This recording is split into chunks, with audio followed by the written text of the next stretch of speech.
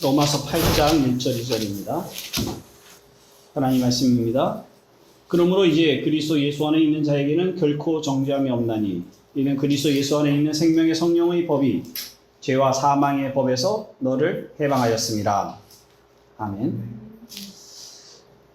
지난 2박 3일 동안 대학 동아리 수련회를 잘 다녀왔습니다.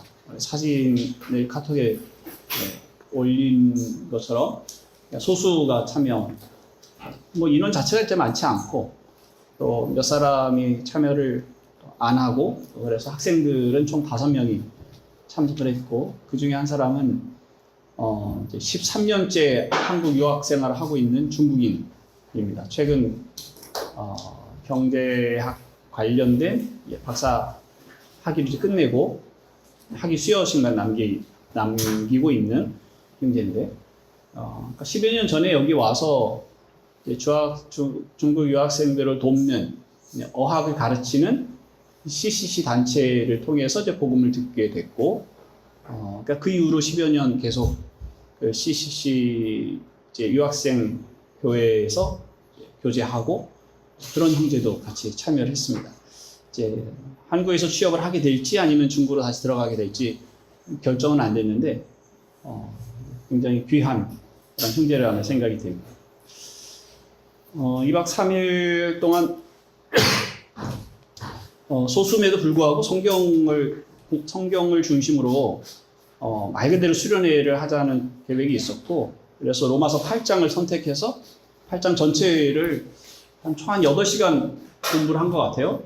가는 날 오후에 시작하고 저녁에 3시간 공부하고 또 다음날 아침에 하고 저녁에 하고, 그래서 생각보다 학생들이 잘 따라와서 8장을 통해서 하나님의 은혜가 무엇인지 본인들이 신앙생활 하던 것을 좀 점검하고 또 새롭게 배우고 하는 그런 시간이 됐습니다. 제가 오늘 설교는 미리 에베소서 3절, 1장 3절이 이렇게 순서라 그걸 사전에 준비를 하겠다는 생각을 했지만 불가능하기도 했고, 그래서 로마서 8장 중에 일부를 하는 게 좋겠다고 생각이 들었습니다. 설교를 한 것이 아니라 성역 공부를 했기 때문에 질문하고 거기서 배운 걸 학생들의 입으로 찾아내서 말하게 하고, 또 그것이 성경의 관점인지 또 점검하고 강조하는 것이 무엇인지 찾고 하는 그런 시간이었어요. 근데 이제 첫 번째 시간에 이 말씀을 놓고, 첫 번째 말씀은 이제 28절부터 30절 말씀인데, 우리가 이전에 몇 주 전에 그 말씀을 중심으로 한번 살펴보기도 했었었고, 이 말씀을 보고 이 말씀에서 배우는 바가 무엇인지, 이 성경이 가르치는 바가 무엇인지를 이야기해 봅시다. 이렇게 얘기를 했어요. 이 성경이 가르치는 바가 무엇인지를 얘기합시다. 그랬을 때 이제 잠깐 시간을 갖고 아주 이렇게 당당하게 자신감 있게 얘기하는 한 청년이 있어요.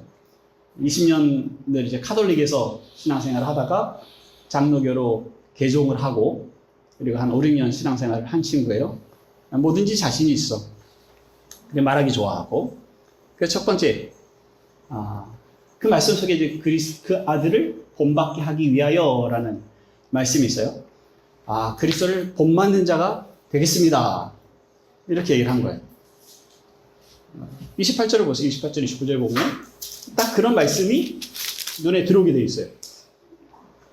하나님이 우리를 미리 아시고 우리를 부르신 이유가 그 아들의 형상을 본받게 하기 위해서라고 쓰여 있어요. 그러니까 우리가 성경 말씀을 볼 때, 이 말씀에 가르쳐 주는 거는 그 아들의 형상을 본받으라 하시는 거니까 나는 이 말씀대로 그 아들의 형상을 본받겠습니다 라고 하는 것이 잘하는 거라고 생각을 하는 거예요. 그래서 큐티를 하시는 분들도 비슷한 패턴을 따라서 한다고 생각이 듭니다. 그렇게 결론을 내리는 거죠. 아들의 형상을 본받자. 오늘 하루도 아들의 형상을 본받자. 나의 인생의 목표는 아들의 형상을 본받자. 이렇게 이제 정하는 겁니다. 근데 과연 성경이 그걸 가르치는 바인가? 성경이 그렇게 가르치는가? 물었어요. 성경이 뭘 가르치고 있는 거예요? 아들의 형상을 본받으라고 가르치고 있지 않아요. 하나님 우리를 부르신 하나님의 목적이 무엇인지를 가르치고 있는 거예요. 하나님의 목적은 우리가 아들의 형상을 본받게 하는 것이에요. 하나님의 계획이라고. 하나님의 일하심. 하나님이 그렇게 하시겠다는 것이지 너희 그렇게 살아 이렇게 말하고 있지 않다는 겁니다. 근데 그 대화를 하면서 사실은 그건 사전에 준비되어 있지 않은 생각이었는데 우리가 신앙생활을 딱 그런 식으로 해왔구나. 그리고 그렇게 가르치는구나. 가서 열심히 사십시오. 이렇게 가르치는 거예요. 우리 하나님 은혜를 받았습니다. 그 은혜에 보답해야 되지 않겠습니까? 가서 열심히 삽시다. 충성되게 삽시다. 하나님의 마음에 기쁘시게 삽시다. 그 은덕을 배신하지 말고 삽시다. 그렇게 적용하라고 그렇게 가르치는 거예요. 그러니까 우리가 성경을 볼 때 그렇게밖에 사실은 안 되는 거예요. 그런데 솔직하게 따지고 보면 그게 되냔 말이에요. 됩니까? 안 되는데도 불구하고 포기하지 않아. 그게 신자들이 가지고 있는 장점이야. 적용하고 큐티를 하는 사람들이요. 어저께 적용한 내용 쓰잖아요. 나 오늘 이렇게 살겠습니다. 점검하지 않고 그 다음날을 맞이해요. 그 다음날 또 말씀을 보면서 나 오늘 이렇게 살겠습니다. 말씀이 가르치는 바대로 자기를 점검하고 그렇게 살겠다고 각오를 합니다. 그런데 어저께 그렇게 살았는지 안 살았는지 중요하지 않습니다. 그리고 신경 쓰지 않습니다. 왜냐하면 그거 생각하면 골치 아파지거든요. 그래서 그냥 덮어놓고 그 다음날 오늘의 말씀을 삼아서 또 살아가는 거예요. 돌아보면요. 물론 그렇게 하겠다는 각오가 정말 콩나물시리에 물 주듯이 우리가 조금씩 더 그리스도를 닮아가게 하는 그런 요소가 있어요. 그렇지만 정직하게 본다면 우리는 날마다 실패하는 것을 확인하는 말씀을 보고 있는 거죠. 큐티를 그렇게 하는 한 지치게 되죠. 어느 순간에 내가 안 되는구나 하는 것을 발견을 해야 되는 겁니다. 그런데 신앙이 열심히 있는 신자들은 그걸 발견하지 못합니다. 계속 그 스텝으로 가는 거예요. 그걸 잘하는 일이라고 생각합니다. 큐티를 하지 못하는 걸 오히려 힘들어해요.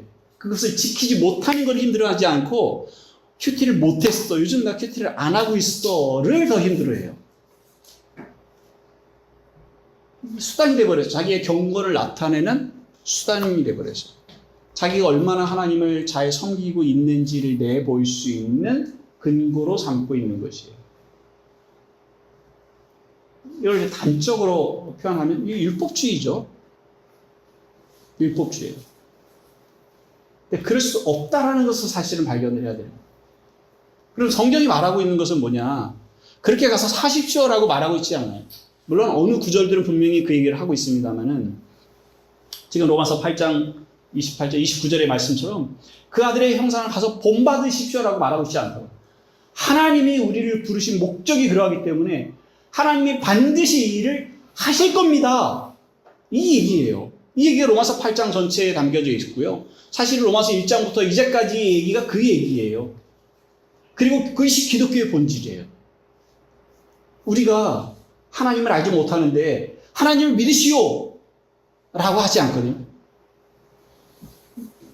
하나님이 찾아오시는, 믿도록 찾아오시는, 그것이 로마서가 가르치고 있는 일이에요.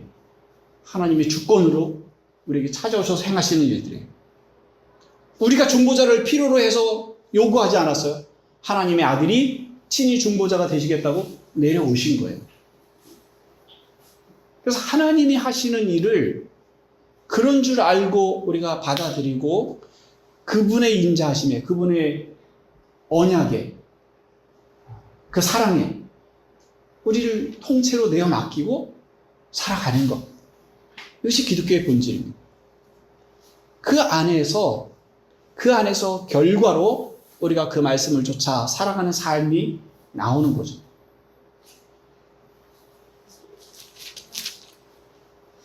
이 로마서 8장에 우리 1절, 2절 말씀을 보았는데 여기서 가장 중요한 단어는 정죄입니다. 정죄.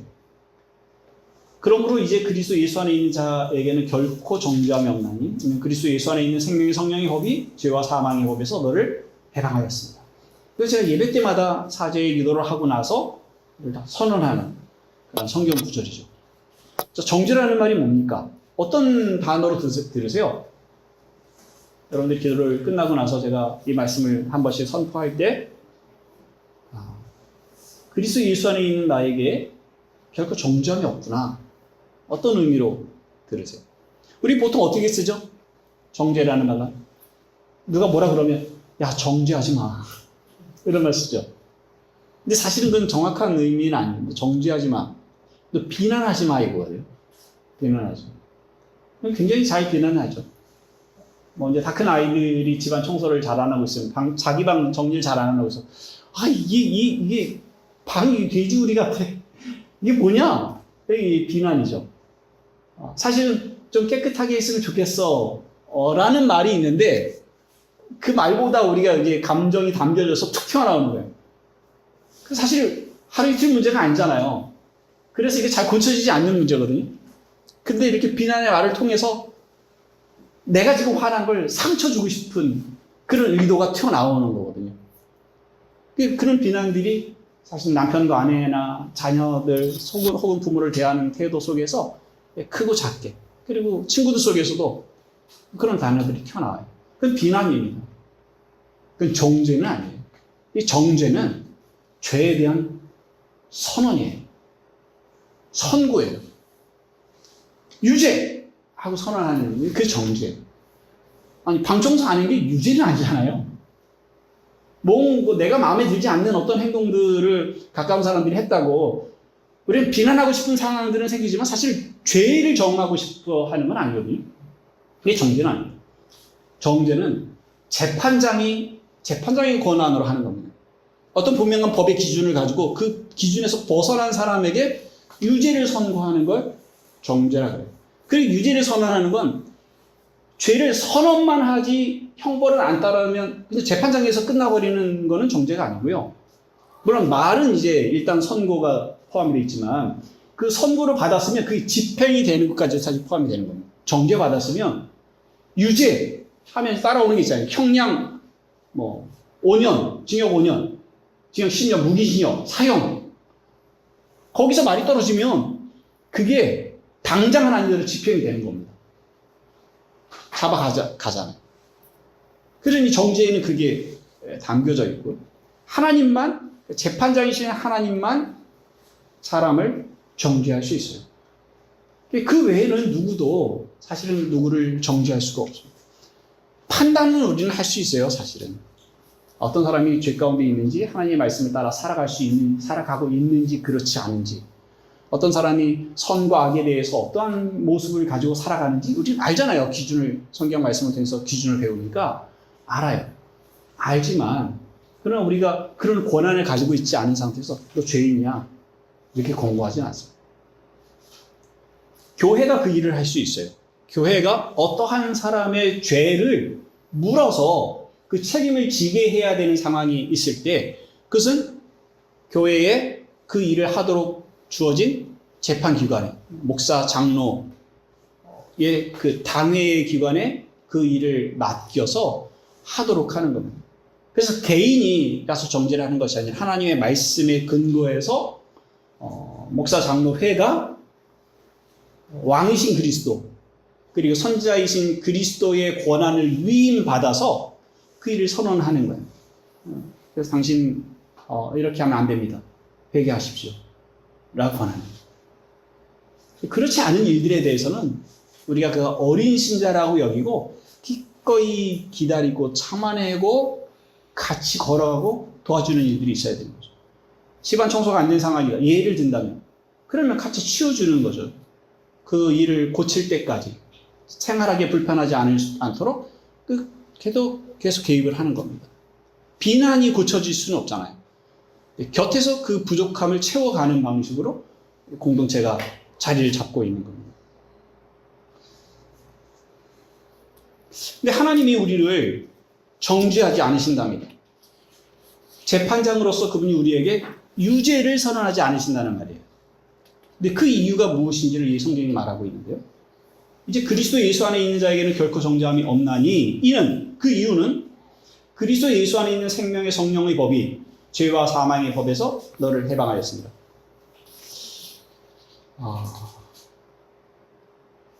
법이 있기 때문에 정죄를 한다는 것은 법에 의한 선고예요.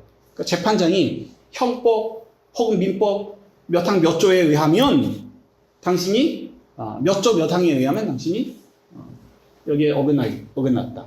그러니까 징역 5년이다. 이렇게 그래서 법의 기준에 의해서 선언을 하잖아요.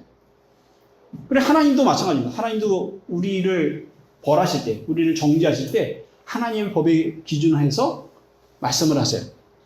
그런데 하나님이 우리에게 주신 법은 뭐가 있죠? 율법이라고 그러죠. 율법이 하나님의 법이에요. 그 법은 선이에요. 하나님이 뜻하시는 바가 무엇인지, 하나님을 어떻게 섬기고 사랑해야 될지, 그리고 인간 사회를 어떻게 조성하고 살아가야 할지에 대해서 그 법에 담겨져 있는 거예요. 그러니까 법은 선해요. 그런데 문제는 우리가 그 법에 미치지 못해요. 그 법대로 살아갈 수가 없어요.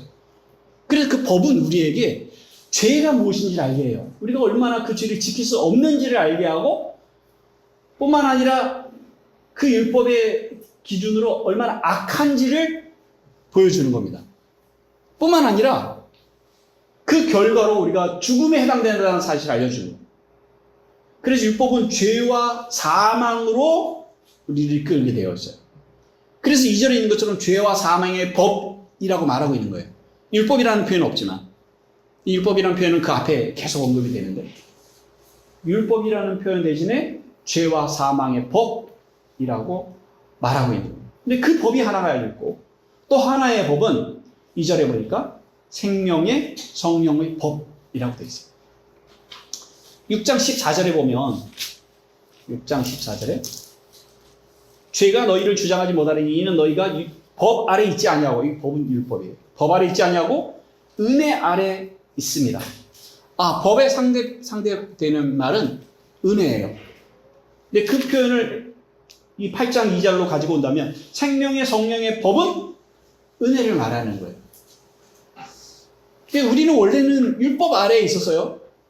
그런데 이제 앞에서 5장, 6장에, 10장에 거쳐서 율법과 우리와의 관계, 율법과 그리스도에 대한 얘기들을 이제 해왔어요. 그래서 거기서 얘기는 뭐냐면 그리스도가 율법을 위해서 죽으셨다. 그래서 우리가 그리스도 안에서 율법과 관계가 없어졌다라고 이제 선언을 하는 겁니다. 우리가 율법에 대해서 죽었어요. 그래서 율법이 더 이상 우리에게 법으로서의 역할을, 우리의 죄를 발견하게 하고, 너 이거 지키지 못하면 죄야. 그리고 그 죄에 대한 형벌을 받아야 돼. 라는 그 역할을 더 이상 하지 못하게 된 거예요. 그리스도가 율법에 대해서 죽으셨기 때문에. 우리가 그리스도와 함께 죽었어요. 물론 지금 여전히 우리는 율법과 관계가 있습니다. 그것은 율법이 우리를 정죄해서 죄와 사망으로 끌고 가는 역할은 더 이상 하지 못하지만, 그러나 처음 말씀드린 것처럼 율법에 하나님의 선하신 뜻이 담겨져 있기 때문에 하나님의 백성으로서 그리스도 안에서 그 법을 통해서 하나님의 뜻을 발견하고 그 길을 걸어가는 그러한 기준으로서 하나님의 율법을 우리가 배우고 알고 따라갑니다. 그렇지만 더 이상 그 율법이 우리가 그 율법을 지켰는지 지키지 않았는지에 따라서 죄인이라고 선고하는 것은 역할을 하지 못한다. 그래서 우리를 율법을 통해서 죄를 발견하지만 동시에 그리스도께서 그 죄에 대해서 속죄하셨다는 사실로 다시 돌아오는 거예요. 우리가 죄를 발견하지 못하는 것이 아니라 죄를 발견하고 그리스도께로, 그래서 사죄의 은혜를 다시 확인하고 하나님의 신자가 복음 안에서 살아가는 방식입니다. 근데 우리가 율법 아래에서 살다가 율법이 더 이상 우리에게 그러한 법으로서의 역할을 하지 못한다면, 그럼 우리는 무법한 상태가 되어버리느냐? 그래서 우리는 다른 법 아래에 들어가게 되는데 그것이 은혜의 법이에요. 세상에 그 어떤 사람도 무법한 상태에서 살아가는 사람 없죠. 국적이 있고요. 그 국가에 따라서 그 국가의 법 아래에 살아갑니다. 나라를 옮기면, 그리고 그 나라의 국적을 획득하게 되면 이전에 가지고 있던 국적을 내려놓게 되죠. 그 국가의 법에 지배를 받지 않습니다. 북한 이탈 주민이 한국에 오면 그는 더 이상 북한의 법에 의해서 통제되지 않습니다.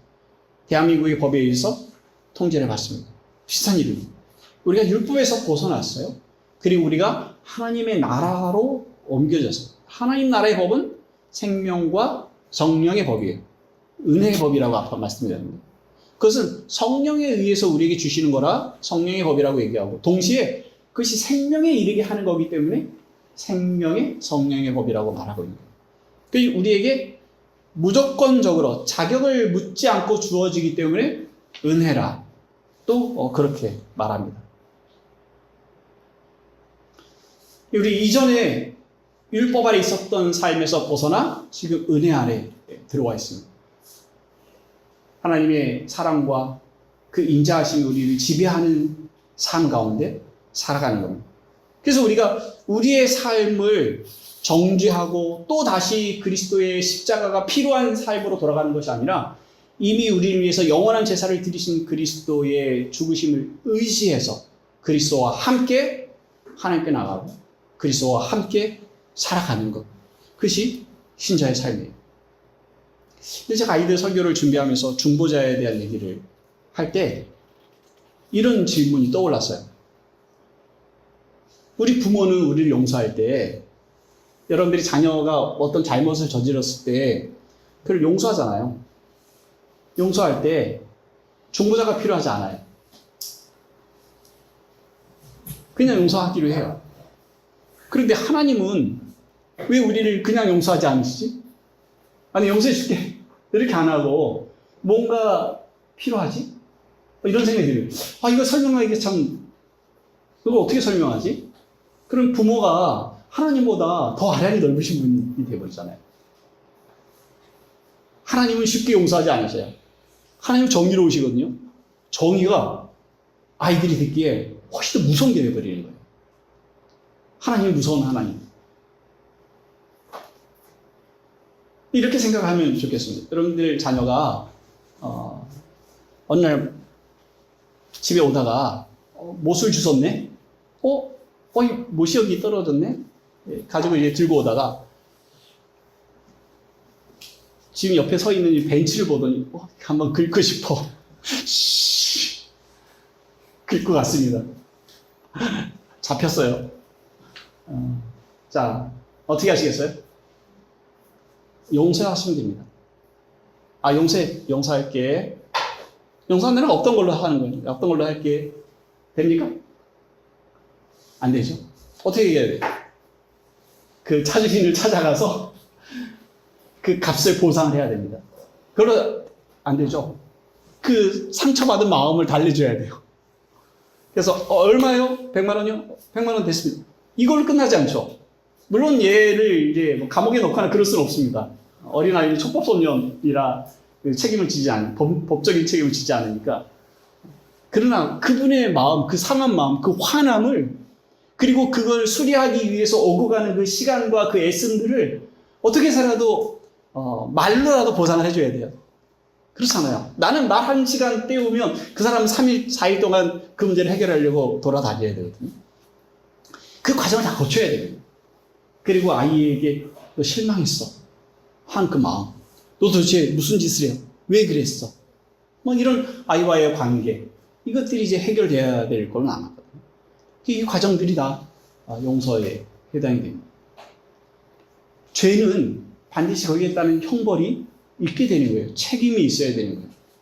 우리가 부모가 없던 걸로 하자 그럴 때 모든 것이 아무것도 없던 것처럼 되는 것이 아니라 부모가 그 아이가 지은 죄에 대한 책임을 감수하기로 하니까 용서가 되는 겁니다. 없던 걸로 하겠어. 내가 상처받은 걸 그냥 내 스스로 감당하기로 하겠어. 이렇게 됩니다. 이게 이제 정서의 문제니까 잘 이해가 안 가시는데 돈 문제를 얘기하면 확실히 됩니다. 얘가 아버지의 돈을 1,000만 원을 가져다가 오락에 다 써버렸어요. 누구를 해친 건 아니야. 자, 그러면 용서하기로 합니다. 그러면 끝나버리나요? 누군가는 손해를 보는 거예요. 누가 손해를 보죠? 아버지가 1,000만 원을 손해를 보는 겁니다. 그걸 감수하기로 해야 용서가 되는 거예요. 그래서 일반적으로 세상에서의 용서도 중보자 없는 용서는 없어요. 손해 없는 용서는 없어요. 그게 전제된 용서입니다. 근데 하나님과 우리 사이의 관계에서 중보자가 들어오는 이유는 바로 그거예요. 하나님 그를 용서하기 위해서 하나님이 손해보기로 하신 거예요. 그의 죄에 대한 책임을 하나님이 지기로 하시는 거예요. 그래서 아들이신 하나님이 제가 대신 벌 받겠습니다 하고 나서서 벌을 받으신 거예요. 그것이 중보자예요. 그래서 하나님이 우리에게 대가를 요구하지 않으시는 것이 이미 처벌이 내려졌기 때문에, 이미 그 죄에 대한 값이 지불됐기 때문에 더 이상 요구할 수 없는 것이 오히려 정의로운 일이죠. 그래서 중보자가 반드시 필요한 일입니다. 사실 이런 얘기들을 아이들에게 설명하기가 쉬운 것은 아니지만, 그러나 아까 차 이야기처럼 반드시 보상이 필요한, 죄에 대한 결과를 책임지지 않으면 죄는 용서되는 것이 아니야 라는 그 개념이 분명해야 그 다음에 그리스도가 우리에게 필요하시다는 사실을 말할 수 있을 겁니다. 우리가 율법의 법으로부터 건짐을 받고 은혜의 법 아래 들어오게 된 것은 바로 이러한 하나님의 의로우심과 그리고 하나님의 손해보시는, 하나님이 사랑으로 그 손해를 감수하시는 그 은혜가 있기 때문에 우리가 하나님의 은혜의 법 아래 살아가는 겁니다. 그것이 이제 로마서 8장 3절 4절에 있는 말씀이 이제 그 내용을 담고 있는 거예요. 3절 4절 보십시오. 율법이 3절 4절 같이 읽어보죠. 시작. 율법이 육신으로 말미암아 연약하여 할 수 없는 그것을 하나님은 하시나니 곧 죄로 말미암아 자기 아들을 죄 있는 육신의 모양으로 보내어 육신의 죄를 정하사 육신을 따르지 않고 그 영을 따라 행하는 우리에게 율법의 요구가 이루어지게 하려 하십니다.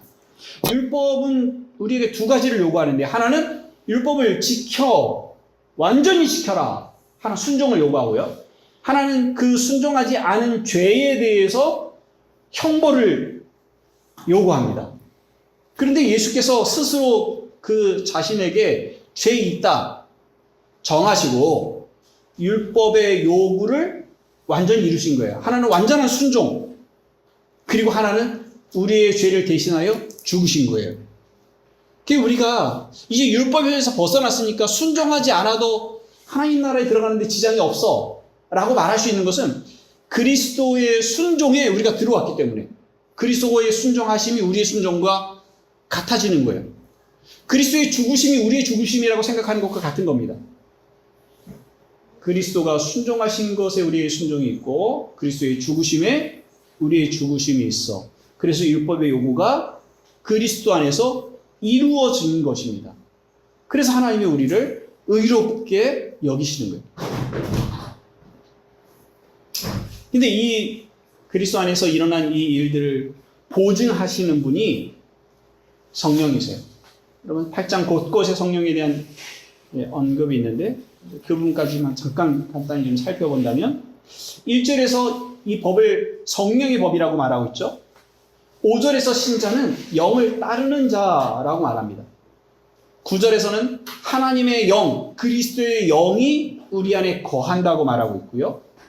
11절에서는 그 하나님의 영이 우리를 살리신다고 말합니다. 14절에서는 하나님의 영으로 인도하심을 받고, 15절에 우리는 양자의 영이신 성령을 받아서, 16절에 하나님의 자녀인 것을 성령이 친히 증거하시고, 26절 성령은 우리의 연약함을 도우십니다. 제가 처음 시작할 때 말씀드린 것처럼 우리의 구원은 우리에 의해서 움직여지는 것이 아니에요. 우리에게 자격을 요구하시는 것이 아니에요. 자격이 요구되는 것이 아니라 하나님이 시작하시고 하나님이 구원하시기로 다가오셨고, 하나님의 아들이 우리의 죄에 대해서 책임을 지시고 율법에 순종하시고, 하나님의 성령이 우리 가운데 오셔서 우리를 아들 되게 하시고 보증이 되게 하셔서 결코 우리의 구원이 흔들리지 않게 하시는, 하나님이 하시는 일입니다. 근데 구원이라는 신앙에 있어서 갇혀있는 것이 아니라 삶이, 우리의 삶이 때로 우리가 기대되는 대로 걸어가지 않는다 할지라도 삼위 하나님이 우리의 삶과 우리와 함께 하시고 그 삼위 하나님께서 우리를 통해서 영광 받기 위해서 하나님의 모습이 우리 안에 심겨지도록 끊임없이 간섭하시고 도와가시는 거예요. 우리의 삶에 그런 의미에서 실패는 없습니다. 때로는 아프고 때로는 낭망되고 때로는 넘어지는 일이 있지만 그 일들이 그리스도를 닮도록 그 일이 하나님의 아들, 하나님의 자녀가 되도록 끊임없이 우리를 이끌어 가시는 하나님의 과정 가운데 우리의 삶이 있는 겁니다. 그 하나님의 이끄심 가운데 우리가 있다는 사실을 기억하시고 그분께 맡기시고 그분을 의지해서 걸어가시는 신자들이 되시기 바랍니다. 기도하겠습니다. 이와 같은 은혜를 우리에게 허락하신 것이 참으로 놀랍습니다. 하나님의 크신 은혜를, 그 깊이를, 그 넓이를 저희가 깨달아 알기를 원합니다. 우리의 수고와 애씀으로 우리를 증명하려고 하는 모든 시도들을 멈추게 하시고 예수 그리스도 안에서 보이시는 하나님의 그 크신 사랑과 성령께서 우리 안에 들어오셔서 주신 그 확신을 의지해서 오직 하나님을 바라보며 하나님을 기뻐하며 하나님의 하나님 되심을 믿으며 걸어가는 저희가 되게 하여 주옵소서. 예수 그리스도의 이름으로 기도하옵나이다. 아멘.